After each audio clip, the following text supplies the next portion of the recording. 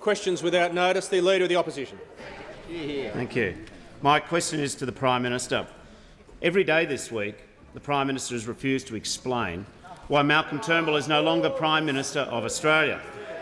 Last night on 7:30 he was asked the same question 6 times, and 6 times he failed to answer the question. Members on my Will the right. Prime Minister now finally tell the Australian people why Prime Minister Turnbull is no longer the Prime Minister of Australia? The Prime Minister has the call. I further member to my earlier answers on this all week, Mr Speaker. I think it's time for the Leader of the Opposition to get over it. Get over it. It's time for you to get over it. It's time for you to focus on the things that matter to the Australian people, which is to ensure that we have an economy will resume his seat. Prime Minister will resume his seat. Members on both sides will stop shrieking and interjecting. Each day this week I've said what the consequences will be. I'm not going to repeat myself all question time. Members who've been interjecting consider themselves warned. The Prime Minister has the call. It's time the Leader of the Labor Party actually focused on the things that were germane to the future of the Australian people. Prime Minister resume his seat. The member for Lyons will leave under 94A. Prime Minister has the call. To say, Mr Speaker, that he focused on how an economy is kept strong to guarantee the essential services that Australians rely on, because what I know is the Leader of the Labor Party has no clue when it comes to keeping an economy strong. He has no clue about how to ensure you balance the budget. He stands in this place and he makes bold promises and claims and engages in a gush of empathy, Mr Speaker, but he has no practical ability to deliver one promise to one person in Australia, because he has no ability to manage a stronger economy or manage a budget, Mr Speaker. Either him or the Shadow Treasurer or any of those who were proven failures when they were last in government when it came to managing the nation's finances. The Australian people know why the Leader of the Labor Party should not be the Prime Minister, because he's not up to the job. If the Deputy Leader of the Opposition didn't occupy that position, she would have been ejected by now, but that is her final warning. The member for Gilmore has the call. Thank you, Mr Speaker. My question is to the Prime Minister. Will the Prime Minister advise the House on how the government's plan to keep Australians together will create an even stronger Australia? The Prime Minister has the call.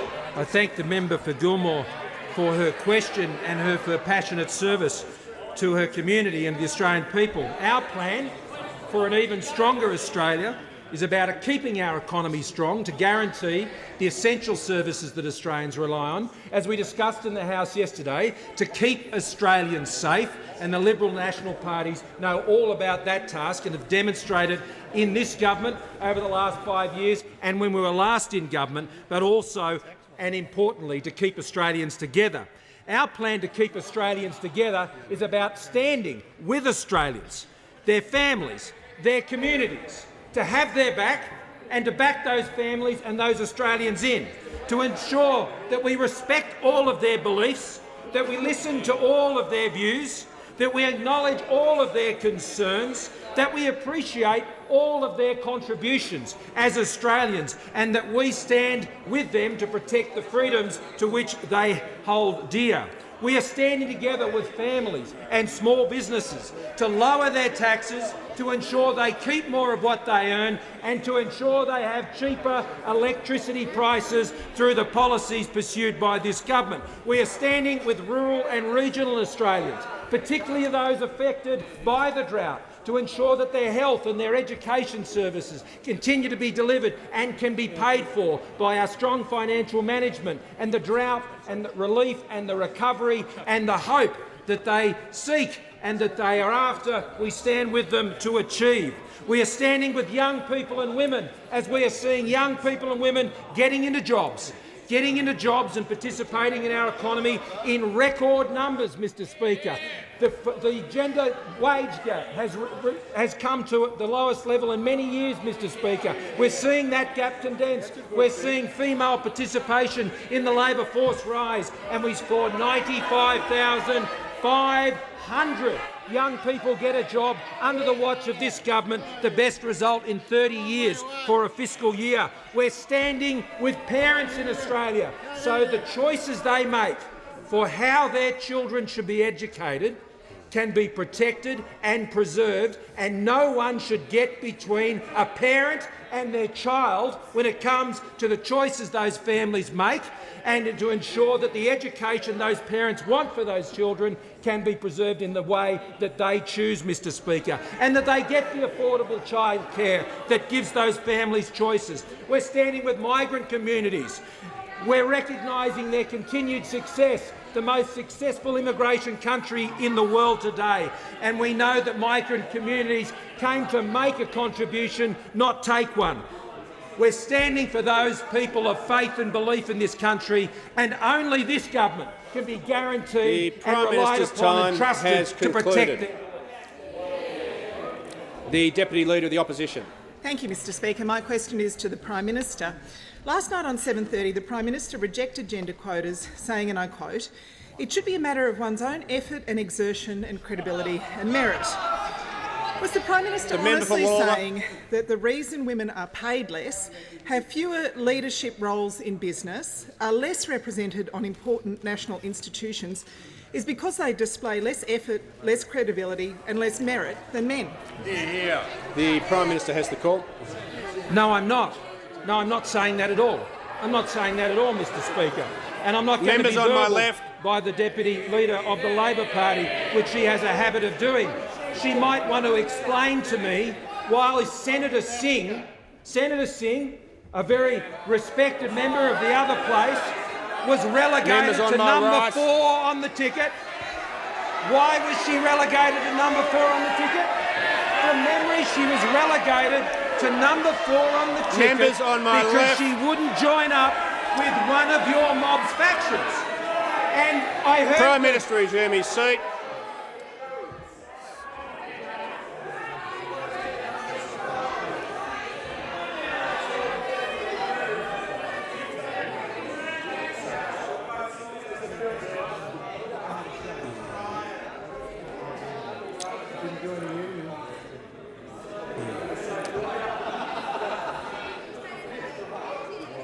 The members for Kingston and McCalla will leave under 94A. The Prime Minister has the call. Mr Speaker. As I was saying, Senator Singh, because she wouldn't join up with one of the bother factions of the Labor Party, was relegated, Mr Speaker. And I'll tell you why. Because under the Labor Party, show and tell on your vote isn't an exception, it's the rule, Mr Speaker. The Deputy Leader of the Labor Party admitted today that show and tell on votes is actually okay because they're a collective group. It's okay to do that if it's institutionalised, Mr Speaker. That's the way of the Labor Party. The Leader of the Labor Party says he wants to run the country like a union. He runs the Labor Party like a union, Mr Speaker, and we know how the unions intimidate on building sites. We know that the led, bred and fed approach of the union movement with this Leader of the Labor Party has infused their entire culture, and that's what he wants to bring to the leadership of this country. This is why the Leader of the Labor Party can't be trusted. He likes to talk about these issues. Well, where was he when the member for Lindsay was subjected to the roughhouse tactics of her members out there in Western Sydney? And where was he when apparently there had been a formal investigation underway for about a year in the Labor Party and he knew nothing? He knew absolutely nothing, Mr Speaker. When questioned on these issues, his attention to these sorts of matters in his own party was to stick his head under the table and pretend it wasn't there. Members on my left. Just before I call the member for Petrie, if members could contain themselves for a second.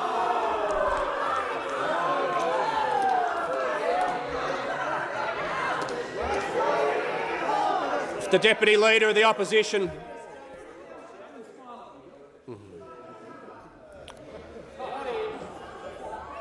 Can I inform the House that we have joining us in the gallery this afternoon a parliamentary delegation from the Northern Territory, led by the Speaker, Kezia Purik, Speaker of the Legislative Assembly. On behalf of the House and your delegation, I extend a very warm welcome to you. Can I also, the member for McEwen, if the member for McEwen's incapable of not interjecting, the standing orders are there to deal with it. He well knows it, particularly when I'm welcoming guests. They certainly haven't come to see that.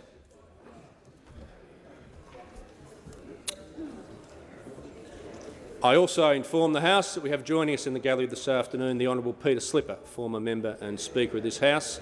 On behalf of the House, I extend a very warm welcome. I have a schedule here for the Leader of the House. If he wants to come and do it, we can do that. But I actually time them through question time. All right? Would you like a welcome as well? The member for Petrie has the call. Yeah, thanks, Mr. Speaker. My question is to the Treasurer. Will the Treasurer please update the House on how the government is standing together with families and small businesses to deliver legislated tax relief, including for businesses in my electorate of Petrie? Is the Treasurer aware of any higher taxing alternative opinions? The Treasurer has the call. Thank you, Mr. Speaker, and I thank the member for Petrie for his question. And he, like 25 million other Australians, knows that the government can be trusted to deliver good economic management, and that the Labor Party can't be trusted to run the economy, and they can't be trusted with money, and if they can't be trusted with money, they end up coming after yours. Now, Mr. Speaker, the Australian economy is growing at 3.4%. We've created more than 1 million new jobs, and we're bringing the budget back to balance earlier than expected in 2019-2020. And fundamental to our economic plan is to provide tax relief to millions of Australian families and businesses, Mr. Speaker. We have legislated tax relief to ensure that 10 million Australians are getting up to a $530 a year benefit at first stage, Mr. Speaker, and that 94% of taxpayers pay no more than 32.5 cents in the dollar, and that more than 3 million businesses, small and medium-sized enterprises, will benefit from our tax plan. Now, Mr. Speaker, I can confirm to the House today that earlier in the Senate today, our $20,000 instant asset write-off extension has gone through, Mr. Speaker. It has gone through. That's good. And more than 300,000 businesses have benefited from our instant asset write-off. Now, Mr. Speaker, this stands in stark contrast from what those opposite are offering the Australian people. $200 billion in additional taxes, Mr. Speaker.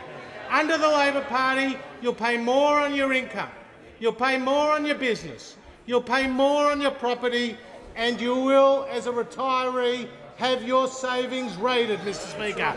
That is what will happen under the Labor Party. Now, if you're in Petrie and you're a forklift driver, you will pay up to $4,500 more in tax under the Labor Party's plan than ours.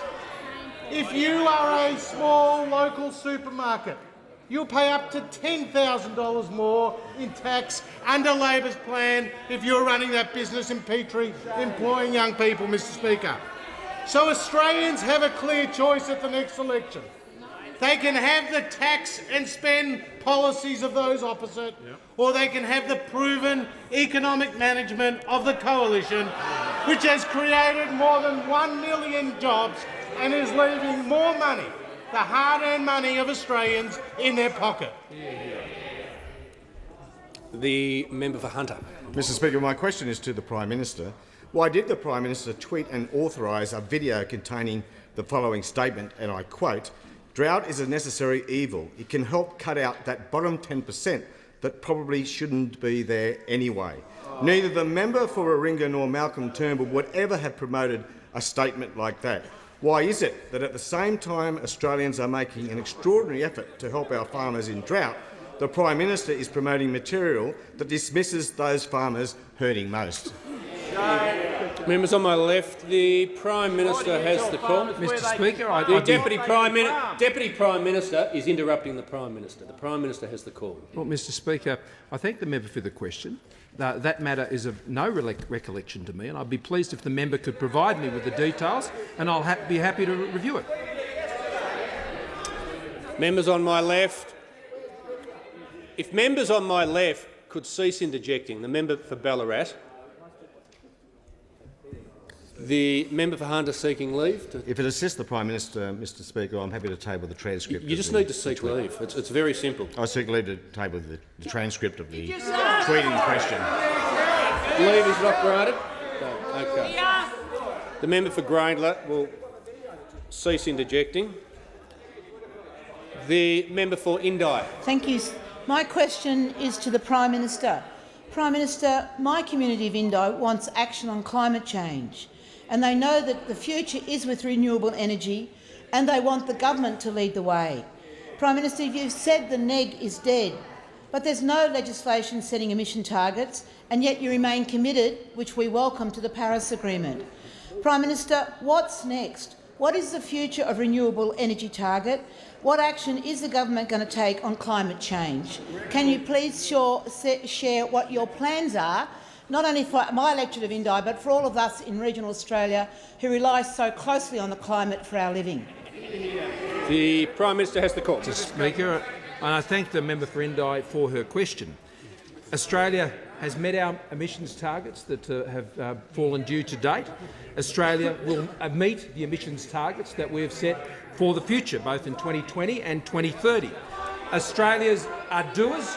They're not talkers about these things. We have a proud record of meeting the commitments that we agree to and we set for ourselves in these international forums. That's why we remain committed to these agreements, because we would not want to cast any doubt on our commitment to other agreements. When we make a commitment, then, and we set our minds to those targets in those international fora, then we pursue them. Kyoto 1, we cleared by 128 million tonnes. With Kyoto 2 in 2020, we anticipate meeting that in excess by 294 million tonnes. There was a billion-tonne turnaround from what was occurring under the Labor Party, from what has been now occurring under the policies of this government over the last 5 years. Emissions per capita are at the lowest level and per capita and GDP in the last 28 years, and in electricity it's the lowest since September of 2000. Now, we will meet the 2030 Paris targets.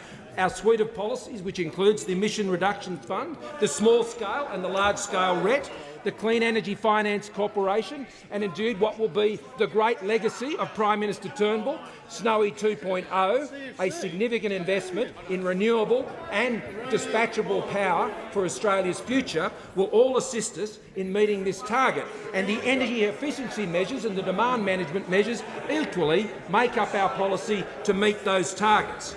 We're doing it also without sacrificing jobs.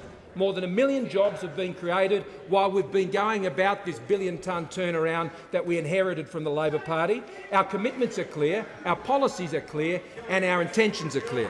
Yeah. Just before I call the member for Murray, it's my pleasure to also welcome today in the Southern Gallery the former Speaker, the Honourable Harry Jenkins, who's here with the Global Voices program. Welcome back. The member for Murray. Thank you, Speaker. My question is to the Deputy Prime Minister, Minister for Infrastructure, Transport and Regional Development.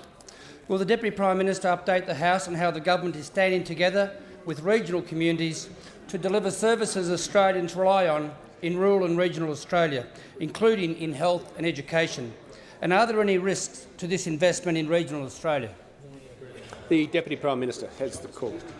Well, I thank you, Mr Speaker, and I thank the member for Murray for his question. And he, like all of us on this side of the House knows and understands that strong regions build a strong economy. Strong regions build a strong country, and that's what we're committed to each and every day. Good economic management is good for regional Australia. When the regions are strong, so too is our nation. So too is our nation. And we've helped small businesses, particularly those in the member for Murray's electorate and elsewhere in regional Australia, create 1 million jobs in 5 years. We've got tax cuts for small businesses, particularly in regional Australia, that makes such a difference. $1.4 billion in regional programs and billions more in regional infrastructure, with more to come, Mr Speaker. It's about more doctors in the bush through the Murray-Darling Rural Medical Schools network. That's going to be important infrastructure to help doctors have more doctors so that they can train from end to end, because we know that when they train in the bush, chances are they'll stay in the bush.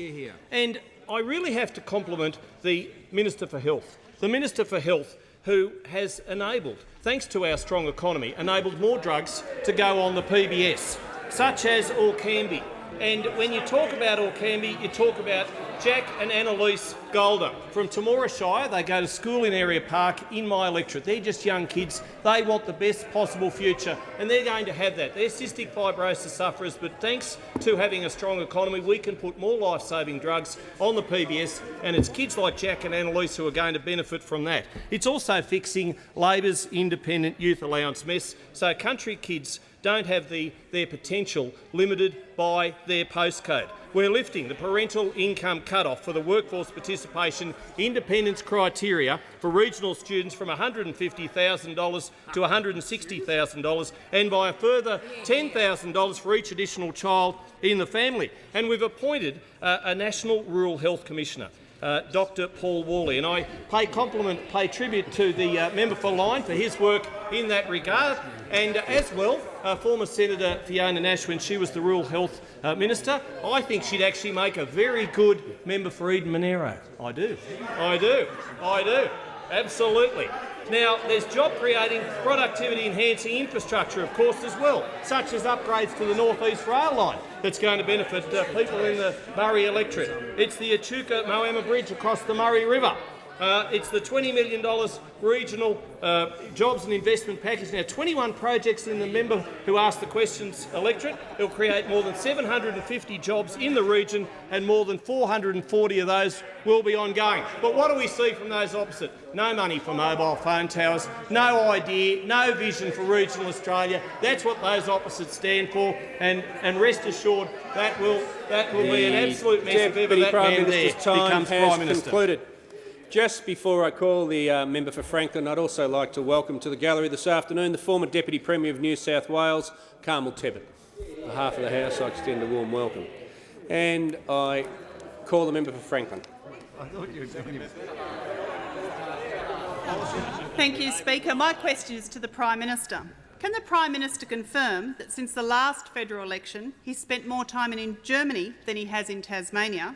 When is the Prime Minister going to stop shouting at Tasmanians and start showing us the respect we deserve? And finally, when will the Prime Minister finally bring down the curtain on what is described as his government's Muppet show? Prime Minister has the call. Thank you, Mr Speaker. I thank the member for her interest in my diary and my travel habits, but this is what I've been part of in a government that we've done for Tasmania. The Cradle Mountain Cable Car, $30 million. The Burnie Soccer Club, $500,000. The Latrobe Flood Mitigation Works, $3.4 million. $300,000 for the Devonport Gymnastics Club. $2.5 million for the Livingston Cultural Precinct, $350,000 for the West Park upgrade, the Bass Highway upgrade of $60 million, the Murchison Highway upgrade of $10 million, the King Island Childcare and Early Learning Centre, $300,000, the Rotary Club of Alfriston Community Facility, $55,000, the Devonport Living City Waterfront Project, $10 million, $70,000 for the Coastal Motocross Club, the Irish Town Community Centre, $25,000. Phoenix House Men's Shed, King Island, $125,000. The Ridgely Football Club and Cricket Club, $35,000. The Ulverston Cricket Club, $70,000. And even the Wynyard BMX Park, Mr Speaker, at $200,000. total funding of some $3.8 billion in 2018-19, an increase of $28.5 million since the last budget in specific purpose payments and other payments to the state of Tasmania. That's what I call recognising Tasmania.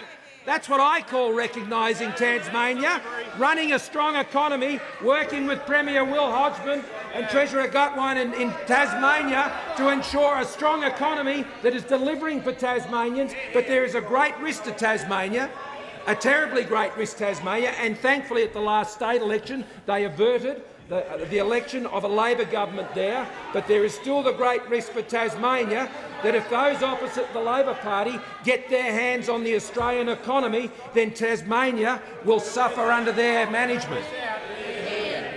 The member for Boothby. Thank you, Mr Speaker. Mr Speaker, my question is to the Minister for Jobs, Industrial Relations and Women. Will the Minister update the House on how the government is standing together with women and young people to help more women and young people into the workforce with the help of our strong economic plan? How does this compare with alternative approaches? The Minister for Jobs, Industrial Relations and Women. I thank the member for her question. The government, of course, knows how important it is to get more Australians into more jobs, because we know that jobs create and improve financial security for millions of Australians. And when millions of Australians have got increased financial security, they've got more choices about their lives. Pleasingly, the government's economic plan is working, and we know that young people and women are seeing the benefits. Women, of course, have been employed under our government in record numbers, more than 6 million women. Now, this, of course, compares with those opposite. We've seen an additional 600,000 women employed under our government as compared with theirs when they left office. And we have seen more than 1 million jobs created under our government, the majority of those jobs having been taken up by women. Full-time employment for women is, as we speak, at record levels, with double-digit growth since 2013 when the government formed office. And we have seen, when it comes to young people, 95,000 young Australians finding employment in 2017-18, which is the best result in a financial year for around 30 years. Now, it's absolutely critical that young people be able to get in and get a job, because it delivers for them the importance of not only that financial security, but the skills that they need, the knowledge that they need and the expertise they need. But when those opposite left office, how many people, young people, had lost jobs? 20,000 of them had lost jobs. Now, our Transition to Work program is also achieving real results for people aged between 15 and 21. We're making sure that they have proper pre-employment assistance so that they are not becoming long-term unemployed. We know that young people want more flexible and innovative ways to work, and we've got a self-start program for those young people. We've got facilitators making sure that those who want to be enterprising and starting a business will be able to do just that. Those opposite, though, also need to appreciate that when people get a job, they need to be paid well. And for women, it is important to close the gender pay gap. Now, under those opposite, when they were last in government, the gender pay gap stood at 17.2%. Under our government, it has been narrowed to 14.5%, a record low. Now, we do know that there is still more work to be done, but things under our government are actually heading in the right direction. And as Minister for Women, for the first time, I will be delivering a Women's Economic Security Statement for the first time ever, focused on these issues, because we stand with women and we stand with you. Members on my left, the Leader of the Opposition. Thank you. My questions to the Prime Minister. Yesterday, the Banking Royal Commission heard shocking evidence that Grant Stewart's son, who has Down syndrome, was bullied into signing up for insurance that he didn't want, need or even understand. At the time this occurred, the Prime Minister had already voted against a Royal Commission and ridiculed people for calling for this Royal Commission. Will the Prime Minister at least now apologise to Mr Stewart and his son for voting against the Royal Commission 26 times and calling it a populist whinge? The member for Wright. Member for Wright. Prime Minister has the call. Mr Speaker, when I heard that report, it was shocking, it was despicable, and Mr Speaker, I'm pleased that ultimately the matter was rectified, but that doesn't condone it or forgive it in any way, shape or form. Mr Speaker, when I became Treasurer, my approach has always been to try and deal and fix problems as I find them. And in relation to the matters that were plaguing our banking and financial industry, we moved quickly. The Minister for Jobs, and then the Minister for Revenue and Financial Services took action to deal with the serious problems that were occurring in our banking and financial industry. We increased the resources for ASIC. We increased the penalties. We increased the powers. We introduced the toughest accountability regime legislated in this place for banking and financial institutions in the country. We didn't stop. We kept going, and we've continued to add to all of those measures. But as I was seeking to solve those problems, because that's my nature, Mr Speaker, if I see a problem and a need, then I will seek to fix it. But, Mr Speaker, the problem I didn't see, and I should have seen, the problem that also needed to be addressed was the hurt that people were feeling as a result of the banking and financial sector. And I regret not having done that earlier for that reason. What I wouldn't do, though, and the reason I made the comments I did at the time, is because I wasn't going to go around Australia and promise hurting people that they would get outcomes for a Royal Commission that would change their circumstances. I was never going to promise that, and those, like those opposite who did that, were giving people false hope and engaging in a form of cruelty that I would not engage in. But it is true that I do regret, Mr Speaker, that of all the problems I was seeking to address in the banking and the financial industry, the real hurt being felt by Australians also need to be addressed. So I regret that we did not do it earlier. I'm pleased it is happening now. And in addition to that, the Commissioner will report in September this month, and at the end of that review of their interim report, then we'll make further decisions on how we progress from there.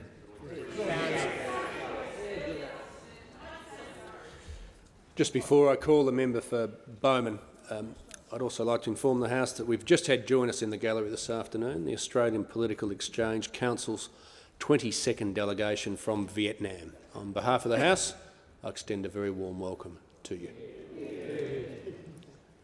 And I call the member for Bowman. Yeah, thanks, Speaker. A question for the Minister of Education. Will the Minister update the House on how the government is standing together with parents and families to ensure more choice in education and schooling for their children, and of course accessing affordable childcare as well? And is the Minister aware of any other proposals? The Minister for Education. I'd like to thank the member for his question, and I know that he is passionate about ensuring choice when it comes to education for all parents in his electorate of Bowman. The Coalition believes in a well-funded and fairly funded public education system, in a well and fairly funded Catholic education system, and in a well and fairly funded independent school sector. We all want the best for our children. As a coalition government, we believe in the right of Australian parents to choose when it comes to education. And why? Because it is fundamental to allow them to provide the best outcome for their children. Over the last decade, funding from the Commonwealth for government schools has increased by 87%. Enrolments have increased by 10%. For non-government schools, Commonwealth funding has increased by 73% and enrolments have increased by 11%. We support all school sectors. We are enthusiastic in our support for all school sectors. We believe that choice is important because it's a core value of coalition governments. It's why we are providing record funding to government schools, record funding to Catholic schools and record funding to independent schools. In terms of non-government education, gradually the federal government has become a larger and larger contributor. And why?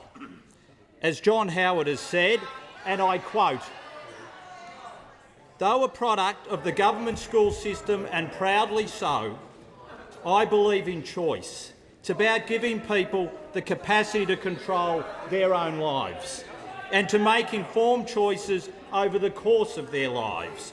Quality demands choice, diversity, specialisation, transparency and competition. We will make sure that we give the greatest funds to those school communities which can least afford it.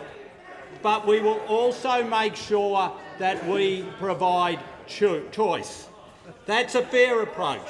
It's a principled approach. It's an approach about empowering parents so that they have options for their children." Now, the member asked about other options. And the problem is, member for Bowman, that when it comes to those opposite, we know in their heart of hearts they don't believe in choice. We know in their heart of hearts they do not believe in giving parents the right to choose for their children. The member for McMahon. Thanks very much, Mr Speaker. My question is to the Prime Minister. The Prime Minister delayed a royal commission into the banks for almost 2 years, calling it a populist whinge. Is the Prime Minister aware that this week the Royal Commission heard that one insurance company broke the law over 300,000 times? Instead of making excuses, when will the Prime Minister apologise to Australians for running a protection racket for bad behaviour and voting against the Royal Commission 26 times? The Prime Minister has. Thank you, Mr Speaker, and I'll ask the Treasurer to add to this answer. But, Mr Speaker, I'm not sure if the Shadow Treasurer didn't hear my response to the last question, Mr Speaker, but what I just made very, very clear was my deep regret for the reasons that I outlined. Now, I'm pleased that the Royal Commission is now proceeding.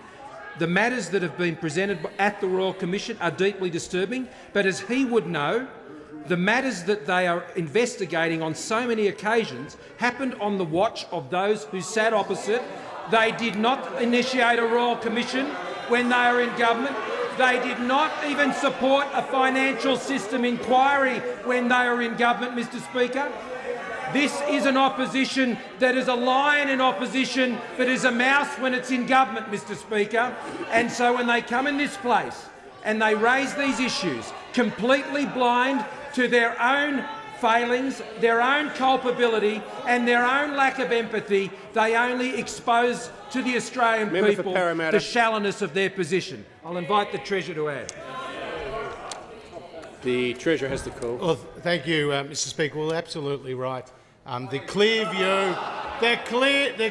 view experience and the 300,000 alleged breaches by providing unsolicited advice was clearly wrong. Now, Mr Speaker, as the Prime Minister has indicated, we have taken a number of steps. We have granted ASIC increased penalties and increased resourcing. We have ensured that there's a financial complaints authority. We've put in a second Deputy Commissioner in at ASIC, Daniel Crenn, with specific responsibility for tackling this misconduct, Mr Speaker. And let's not forget, then it was the Labor Party when they were in office. You remember these terrible events. Storm Financial, Mr Speaker. 4,000 clients suffered losses estimated to be $3 billion. It occurred on Labor's watch, Mr Speaker. Opus Prime, 1,200 investors, costing millions of dollars. It occurred on Labor's watch, Mr Speaker. The collapse of Trio Capital, Mr Speaker, which had 5,000 victims, costing $176 million. It occurred on Labor's watch. They did nothing when they were in government, and again it's up to us to clean up Labor's mess. The member for Barara. Mr Speaker, my question is to the Attorney-General. Will the Attorney-General update the House on how the government is standing together with religious communities to prevent religious discrimination and to protect freedom of religion? What are the risks of different approaches? The Attorney-General has the call. Thank you, Mr Speaker, and I thank the member for Brouwer for his question and understand his deep and abiding interest. I might just briefly note on indulgence that it's Prostate Cancer Awareness Month, and for all the men out there, get the check, and for a family with a father in chemo at the moment, hang in there, Dad. On 7 December last year, this parliament passed, after a national plebiscite process, the very historic bill to amend the Marriage Act, and strengthening the rights to equality before the law for same-sex couples in Australia is something of which this government and this parliament can be very proud.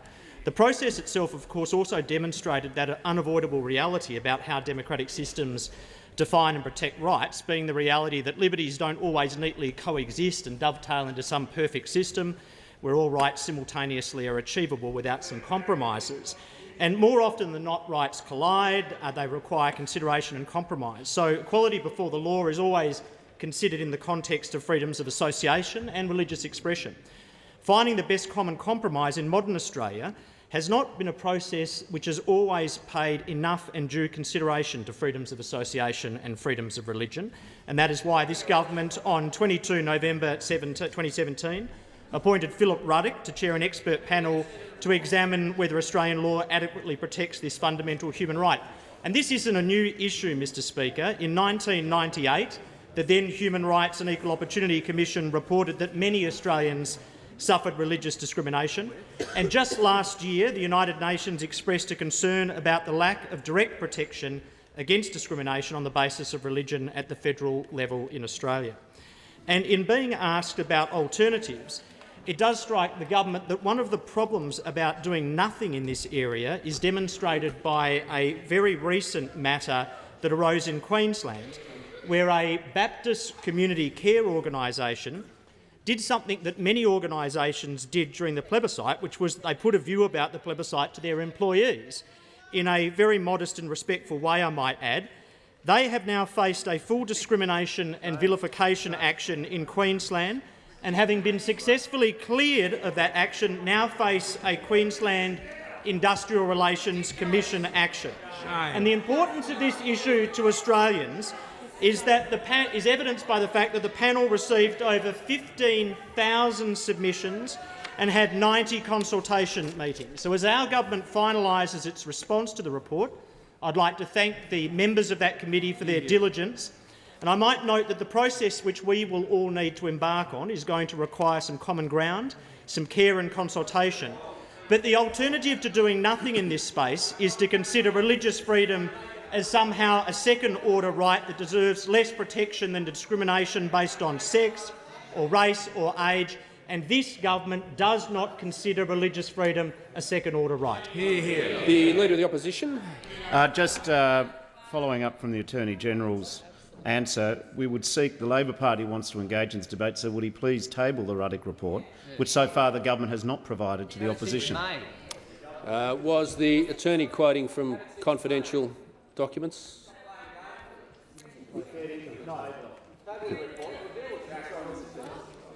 So, okay. All right. Well, I'll just treat that as a request. I didn't hear the Attorney quoting from the document the Leader of the Opposition.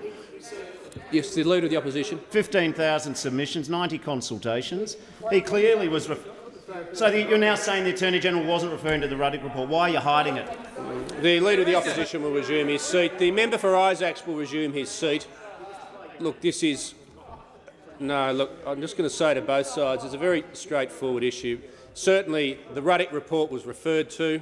At no point did I hear the Attorney say he was quoting from it. He referred to the number of submissions and all the rest.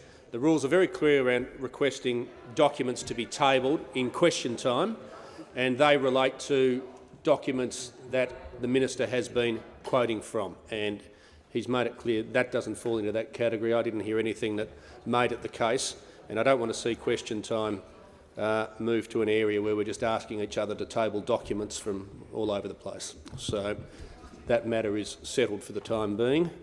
The member for Isaacs. Thank you very much, Mr Speaker. My question is to the Minister for Home Affairs. Clause 2.11 of the Ministerial Standards requires the minister to avoid conflicts between his private interests and his official duties. But according to media reports, the minister chose to participate in government discussions on the childcare industry to offer what he said was the point of view of operators. Does the minister consider he has complied with Clause 2.11 of the ministerial standards when his childcare businesses have reportedly received in excess of $5 million in taxpayers' money and he chose to participate in those discussions about childcare? The Minister for Home Affairs has the call. Thank you very much, Mr Speaker, and I thank the Shadow Attorney for his question. I have always complied with the Cabinet rules. I've declared any interests that I've had in any discussion. I've been very clear about that. I've recused myself from discussions where that's been deemed appropriate, and I've seen some erroneous media reports, but I can't add anything further than that. The member for Calare. My question is to the Minister for Agriculture and Water Resources.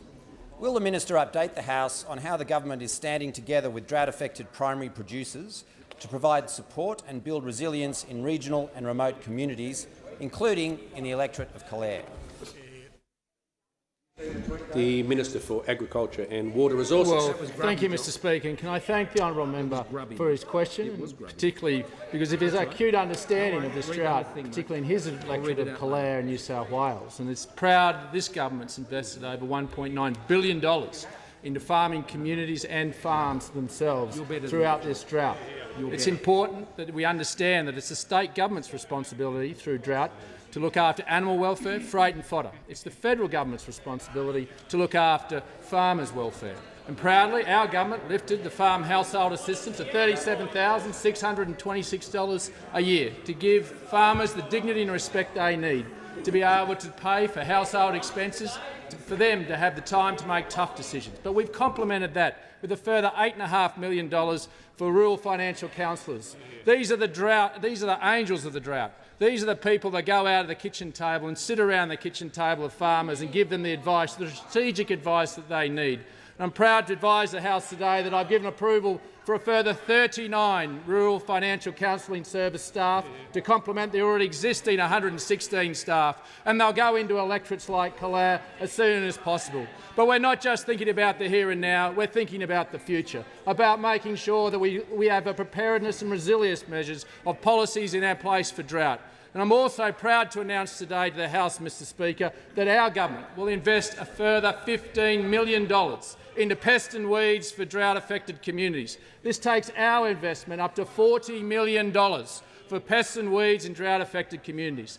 This is allowing farmers to attack weeds of national significance, weeds that cost our agricultural sector around $4 billion a year. But more importantly, it's about building the thousands of kilometres of dog exclusion fencing that's bringing sheep back into our country and bringing shearers back into our towns. This is a strategic investment in not only the profitability of agriculture but also environmental outcomes. We're seeing for the first time brolgas and koalas and small marsupials coming back into Western Queensland and New South Wales because of this investment, a strategic investment in the profitability of agriculture. We're seeing for the first time an increase in lambing rates from 7 to 85%. That's putting real money in people's pockets. This is an important investment, but we want to be bolder than that. We're making a big investment in water infrastructure, making a bold investment of nearly $500 million in trying to drought-proof this nation. We've got 8 projects already underway and 3 planned to start in the near future. This is making sure that we are having a strategic impact on the future of agriculture's productivity and profitability. But it's the state's responsibility to build dams. We are doing our bit. I put my hand out them today to come on that journey and drought-proof this nation with us, believing in agriculture, believing in water and believing in regional and rural Australia. The minister's time has concluded. The member for Isaacs. Thank you, Mr Speaker. My question is to the Prime Minister. When asked in question time whether the Minister for Home Affairs excused himself from all discussions on childcare owing to his interest in childcare centres, Malcolm Turnbull undertook to seek advice from the Cabinet Secretary and report back to the House. Given the government shut down the parliament before Mr Turnbull had the opportunity to provide this advice, will the Prime Minister now honour Malcolm Turnbull's promise and advise the parliament whether or not the Minister for Home Affairs excused himself from all discussions on childcare? The Prime Minister has the call. I thank the member for his question. I will make inquiries with the Department Secretary and come back to the House. The member for Hinkler. Well, thank you very much, Mr Speaker. My question is to the Minister for Families and Social Services. Will the Minister update the House on how the government is standing together with local communities to expand the cashless debit card into new regions, helping welfare recipients to fight addiction and regain control of their lives? Is the Minister aware of any alternative views? The Minister for Families. Well, I do thank the member for Hinkler, who's been a very strong advocate for the cashless debit card. He's been a strong advocate for this program designed to reduce social harm caused by welfare-fuelled alcohol and drug abuse and gambling in areas with high levels of welfare dependency.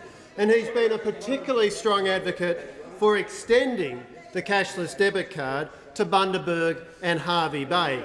I might say in the face of trenchant opposition from Labor and the Greens. But despite that trenchant opposition, the Morrison government has now delivered, has now secured legislative approval to extend the cashless debit card to Bundaberg and Hervey Bay, with the legislation passing the Senate yesterday. Of course, this builds on 3 existing trials in Ceduna, the Goldfields and East Kimberley, and significantly, Bundaberg and Hervey Bay, the composition of people on the trial will be 14% Indigenous and the rest non-Indigenous. Right. And a very significant question indeed was asked by an ABC journalist yesterday. Speaking to the Shadow Minister, he said, "So why would you, meaning Labor, support the trial in majority Indigenous communities being extended, but not support it being expanded to areas that are not majority Indigenous?" That's a very, very good question. And what the Shadow Minister had to say in response to that was she asserted it had nothing to do with the demographics of the community. She said there's not been a proper community consultation, which is patently clear. Well, let's look at the facts. Let's look at the facts in relation to consultation. Let's look at the facts in relation to consultation. Between May 27 to December 2017, May 2017 to December 2017, the Department of Social Services conducted over 188 meetings in the Bundaberg and Hervey Bay area. This included 5 meetings with Commonwealth Government agencies, 19 meetings with community members, 3 meetings with the Community Reference Group, 2 large community meetings with the public, 25 meetings with local government representatives, 4 meetings with peak bodies and 55 meetings with service providers. And yet the Shadow Minister says that there was not adequate consultation. Well, there was extremely strong and extensive consultation because the principle is very clear.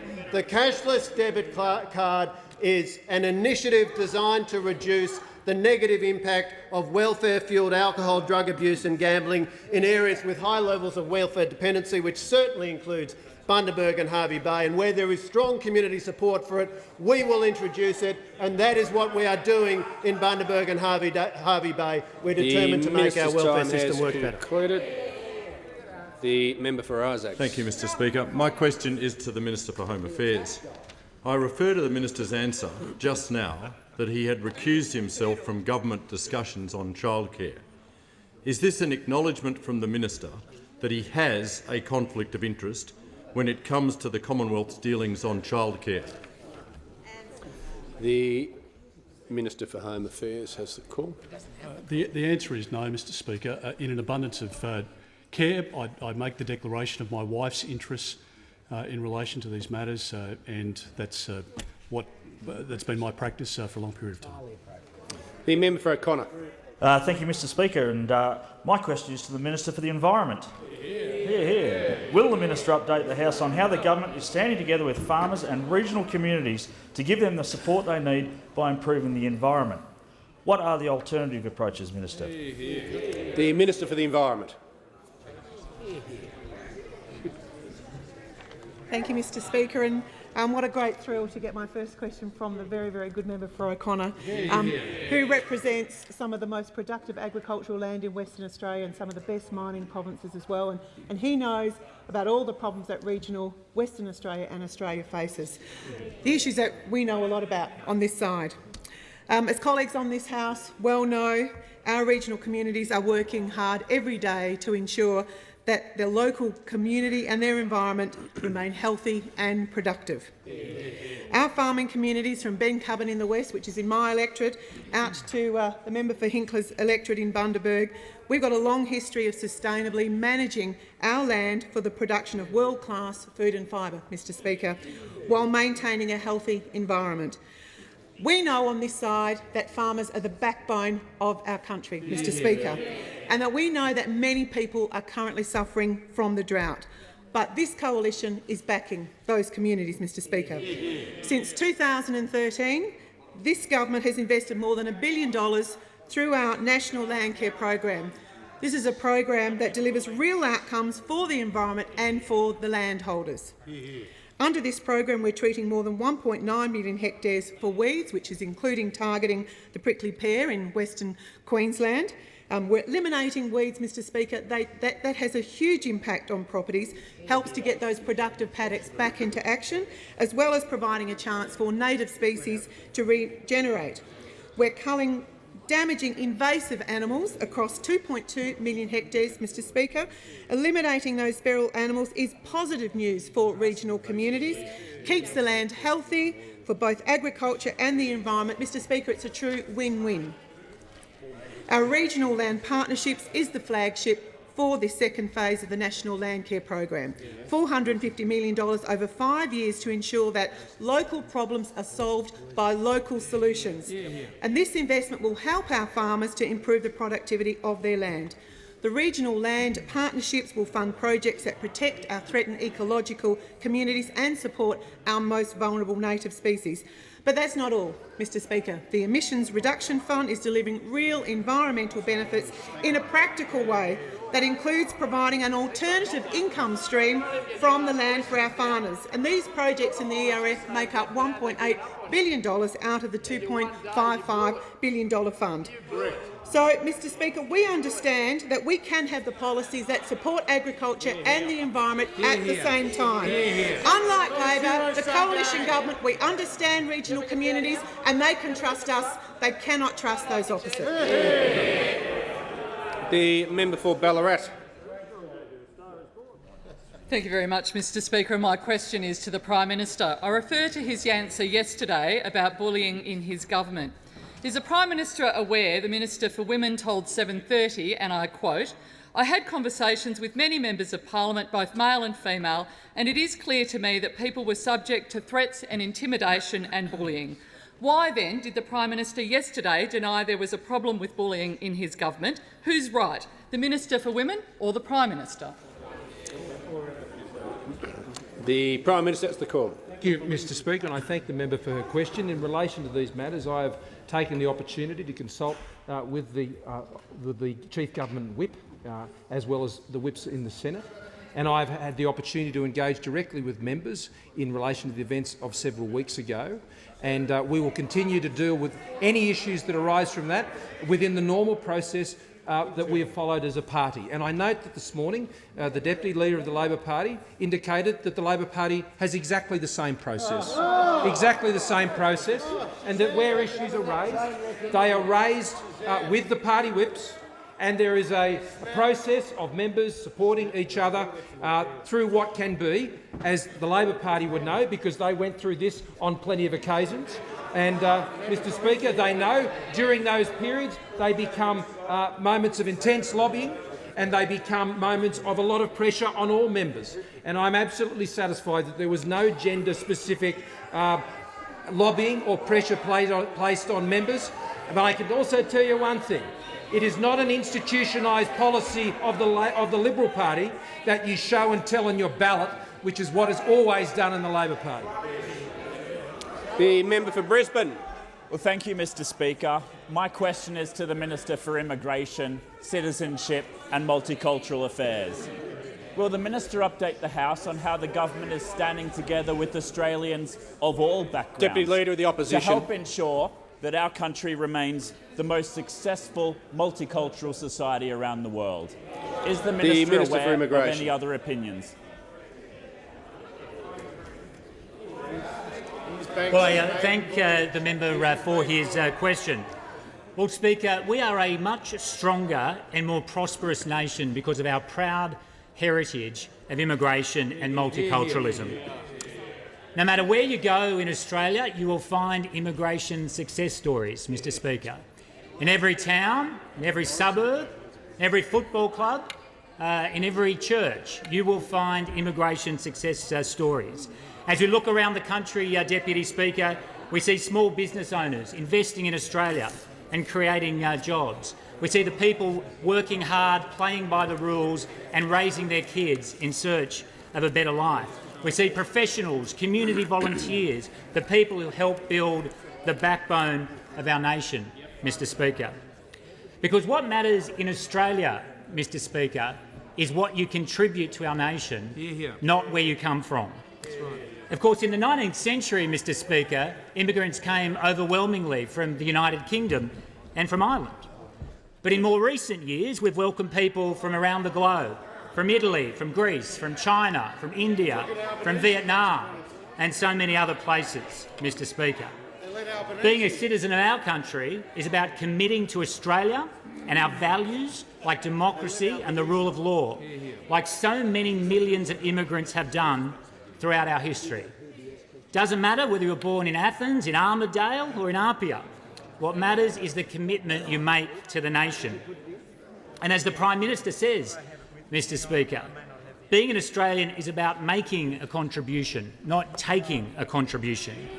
We have millions of immigration success stories in our nation who are a testament to just that principle. And nearly 70% of our immigrants in the most recent year were skilled migrants, Mr. Speaker, bringing important skills and economic activity to our nation. Businesses of immigrants employ some 1.4 million people, making a massive economic contribution to our nation. And the government will continue to back those people, Mr. Speaker, through tax support for small business and so many other areas. So we're a nation of immigrants, Mr. Speaker, and a nation of immigrant success stories. And importantly, we have an immigration system under this government with integrity. It was this Prime Minister who gave us back our border security and gave us back our immigration system with integrity. And it was this Minister for Home Affairs who has continued with that border security and that integrity of our immigration program. Because we can never go back to the appalling legacy of Labor, of 50,000 unlawful arrivals, of 8,000 children in detention, of 1,200 deaths at sea. We will manage an immigration program with integrity. We'll manage an immigration program in support of our proud multicultural traditions. The member for Grayndler. My question is addressed to the Prime Minister. And can the Prime Minister confirm that in the last fortnight the government's entire infrastructure plan was leaked, its plan to end its conflict with the Catholic school sector was leaked, its latest corporate tax plan was leaked, there was leaking about the PM plotting to tear down Malcolm Turnbull, and just today there was another leak about the now Prime Minister reportedly abusing the then Tasmanian Treasurer. Is this what the Prime Minister meant when he said his own government was a Muppet show? The Prime Minister has to call. Mr. Speaker, well, I'm happy to table the statement from the Treasurer of Tasmania, Mr Peter Gutwein, which I think puts to rest the issues that were reported today. And I noticed that those opposite got quite excited about this issue today, but as usual they come into this place and they misrepresent facts, they misrepresent the position. We're used to it on this side of the House that they can't be trusted, but those outside Members of this on my place left have also been learning for a long period of time that they cannot trust the leader of the Labor Party. They know that the leader of the Labor Party is not fair dinkum when it comes to the truth. He's not fair dinkum when it comes to what he believes in. He's not fair dinkum, Mr Speaker, in his interactions with Australian people because he's been putting on a show. He's been putting on a show, Mr Speaker, the entire time, and the Australian people are seeing through it. What I can confirm is this government does have a $75 billion rolling infrastructure program that is connecting our regions with ports and markets. I can confirm that we have a $1 billion congestion-busting fund which is dealing with the challenges of population growth in our suburbs. I can confirm that we have a tax policy which we're able to implement and legislate, which is reducing the tax burden on small and medium-sized businesses of less than 50 million, and I can confirm that the Labor Party, if they are elected, will increase the tax on every single one of those businesses. From the smallest business through the businesses up to 50 million, they will increase their legislated tax position of 25% up to 27.5%. I also know that they will roll back, Mr Speaker, the legislated tax cuts for households, for families, that give them the relief on tax burden that we are taking off, legislating the abolition of a complete tax schedule, Mr Speaker, and threshold, which will mean that there will be no one paying more than 32.5 cents in the dollar in terms of 94% of cases. We are delivering lower taxes. We are delivering cheaper electricity prices. We are ensuring, Mr Speaker, that we're rolling out the infrastructure that Australians need. And I note that the member made reference to the conversation I had about GST. When will the Leader of the Labor Party come clean on their position on the GST for Western Australia? Every time he goes to Western Australia, he has a different position to his shadow treasurer. I mean, they're for changing the formula, they're not for changing the formula. They're for 70%, they're not for 70%. They're for legislating, they're not for legislating, Mr Speaker. The people of Western Australia know that when it comes to the Leader of the Labor Party, he is a big phony. The member for Latrobe. Thank you, Mr Speaker. My question is to the Minister for Cities, Urban Infrastructure and Population. Will the Minister update the House on how the government is standing together with the Australian suburban communities to improve their quality of life through congestion-busting infrastructure? Is the Minister aware of any alternative approaches? The Minister for Cities, Urban Infrastructure and Population. Well, can I thank the member for Latrobe for his question, and it was a pleasure to visit his electorate just last week with the Prime Minister in Berwick and in Pakenham, two of the fastest growing areas of Melbourne and indeed in the country, to see some of those local hotspots. And we saw them on McGregor Road, we saw them on Clyde Road there in Berwick, and the member for Latrobe is fighting very hard to get those hotspots finished.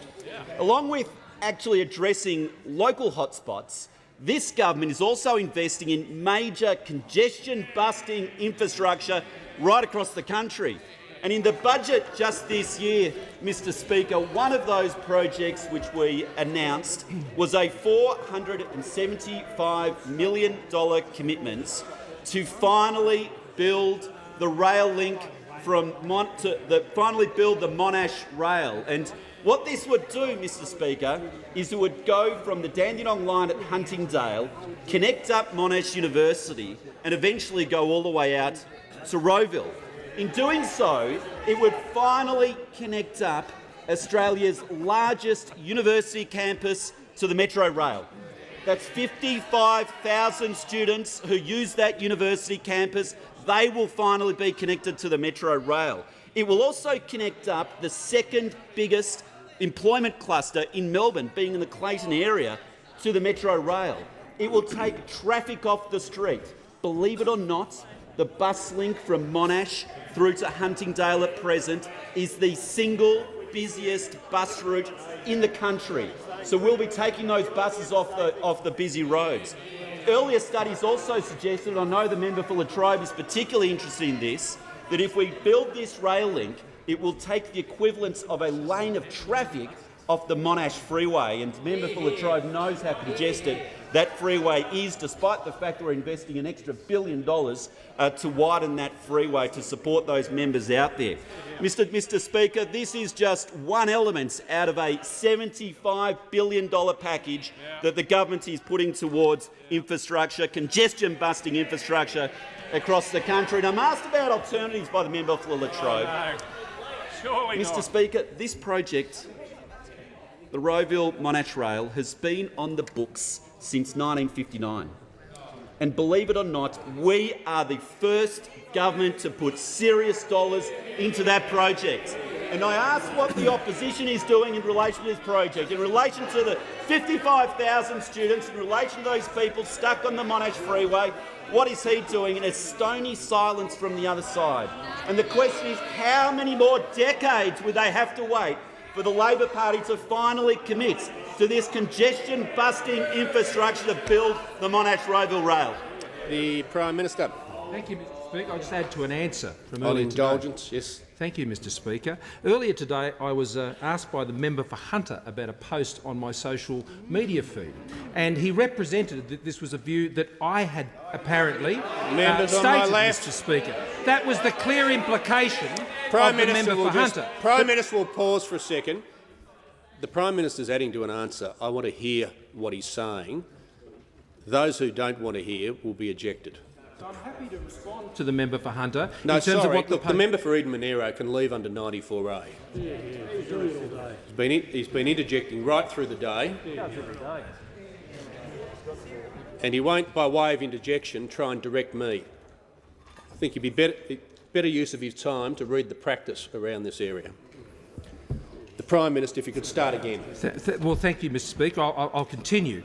What the post refers to is comments from feedlot operators from the northwest of New South Wales, Michael and Ballada and Sandy from near Moree, who are explaining what the drought means for them. And it goes through a range of comments, and there is another one that says from Mr Munro, "We know it will rain again. It always has. We've had droughts before and we'll have them again. We'll get through this one, and most farmers, they're good operators, will survive because to some extent they have prepared in what way they can for this current event." The way our government is responding to the drought is to go out there and listen to what people and rural and regional communities are saying to us. I'm not going to censor their views.